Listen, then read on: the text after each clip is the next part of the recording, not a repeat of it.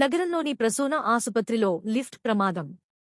సట్టు సరోజనమ్మ 55 అనే రోగి ఎక్కిన తర్వాత తెగిపడ్డ లిఫ్ట్.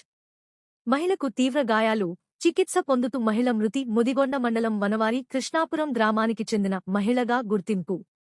గుండె సంబంధిత వ్యాధికి చికిత్సకే ఆసుపత్రికి వచ్చిన మహిళ. గుండెకు స్టంట్లు వేశాక లిఫ్ట్లో తీసుకుని వెళ్తుండగా ఒక్కసారి కిందపడిన లిఫ్ట్.